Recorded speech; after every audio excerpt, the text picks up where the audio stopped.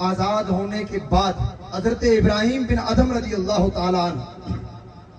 اس زمانے کے بہت بڑے ولی، وہ فرماتے ہیں کہ میں اپنے گھر سے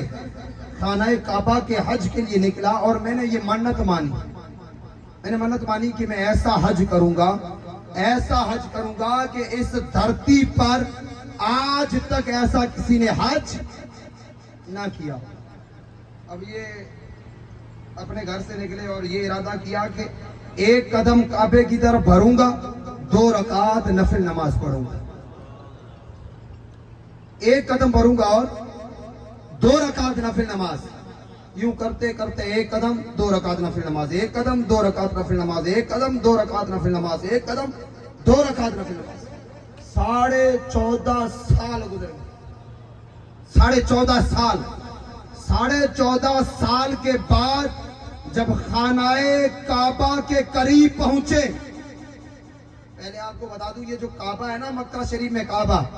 اس کی 3 صورتیں، ایک ہے ظاہر کعبہ، ایک ہے ظاہر کعبہ جو ہم سب کو دکھتا ہے اور پوری دنیا کو دیکھتا ہے، پتھروں کی دیواریں بنی ہیں، اوپر غلاف چڑھا ہے، لوگ منہ کر کے اس طرف سجدہ کرتے ہیں، یہ ظاہر کعبہ، اور ایک ہے اس کعبہ کا باطن کعبہ۔ وہ باطن کعبہ ہم میں سے عام مسلمانوں کو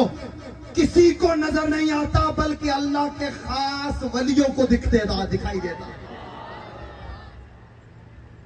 یہ تو 2 ہو گئے، ایک ظاہری کعبہ، ایک باطنی کعبہ، اور تیسری صورت ہے حقیقت کعبہ۔ تیسری صورت حقیقت کعبہ، کعبہ کی حقیقت،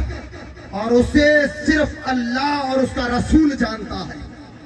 اسی لیے میرے امام عشق و محبت نے عرض کیا تھا، جب میرے نبی پیدا ہوئے ساری دنیا کرتی ہے کعبے کا طواف، اور کعبہ کرتا ہے طواف در بالا تیرا یا رسول اللہ صلی اللہ علیہ وسلم۔ حضرت ابراہیم بن ادھم یوں خانہ کعبہ کے قریب آئے تو دیکھا کہ ظاہری کعبہ تو پڑا ہے لیکن کعبہ کا باطن نہیں ہے، باطن کعبہ موجود نہیں۔ آپ ڈر گئے، آپ کو یہ ڈر لگا کہ کہیں ایسا نہ ہو کہ اللہ تعالیٰ نے میری ولایت کو چھین لیا ہو، مجھے باطن کعبہ نظر نہیں آ رہا ہے۔ آپ نے اللہ کی بارگاہ میں سجدہ کیا اور عرض کرتے ہیں، میرے مولا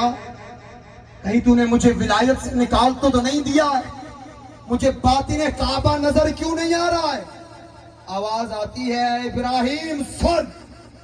تجھے نہ ولایت کی دنیا سے نکالا، نہ تیری ولایت چھینی گئی، تیری ولایت بھی باقی پڑی ہے۔ کافر مولا کعبہ نظر کیوں نہیں آ رہا؟ رب نے فرمایا، ابراہیم میری ایک بندی کعبے کے حج کے لیے آ رہی ہے اور کعبہ اس کا استقبال کرنے کے لیے سامنے ہے۔ چاہے مولا وہ ایسی بندی مجھ سے بھی بڑا حج کیا اس نے، میں 14.5 سال سے سجدوں پہ سجدے، نوافل پہ نوافل پڑھتے آ رہا ہوں، مجھے چھوڑ کے کعبہ اس کے سامنے گیا ہے کون؟ تب بتایا گیا اس ذات کا نام ہے سیدتنا رابعہ بصریہ رضی اللہ تعالیٰ۔ سبحان اللہ، سبحان اللہ۔ آج بھی ہم لوگوں کو ضرورت ہے کہ ہمارے گھروں میں ہماری ماؤں کی، ہماری بہنوں کی، ہماری بچیوں کی آئیڈیل صرف اور صرف سیدہ فاطمہ الزہرا رضی اللہ تعالیٰ عنہا بنے، اور ان کے بعد ایسی نیک خواتین بنے۔ خیر اللہ تبارک تعالیٰ نے جو قرآن پاک میں ذکر کیا ہے اولیاء کرام کا جا بجا، آج حضور سیدنا غوث اعظم عبد القادر جیلانی رضی اللہ تعالیٰ عنہ کی محفل میلاد بھی ہے، تو مختصر سا ذکر کرتا چلوں کہ آج مسلمانوں کا جو حال ہے، مسلمانوں کا جو حال ہے نا دنیا بھر میں، اور ابھی ارض مقدس قدس شریف کا جو حال ہے، بیت المقدس کا، کسی سے ڈھکا چھپا نہیں ہے۔ آپ کو پتا ہے کہ حضرت عمر فاروق رضی اللہ تعالیٰ عنہ کے بعد اس بیت المقدس کو دوسری بار جس نے فتح کیا اس کا نام تھا حضرت سلطان صلاح الدین ایوبی رضی اللہ تعالیٰ عنہ۔ آپ سوچیں گے بھائی کہاں وہ اور کہاں یہ غوث پاک کا جلسہ، یہ باتوں کا تعلق ہی کہاں ہے؟ تو میں بتاتا چلوں میرے پیارے، اولیاء کی نگاہیں صرف مولوی ہی تیار نہیں کرتی بلکہ اولیاء کی نگاہیں غازی بھی تیار کرتی ہے جو کعبہ کو جا کر کے سبحان اللہ، بہت خوب، بہت خوب۔ یہ کیسے میں بتاتا چلوں، تاریخ میں لکھا ہے کہ حضور سیدنا غوث الاعظم عبد القادر جیلانی رضی اللہ تعالی عنہ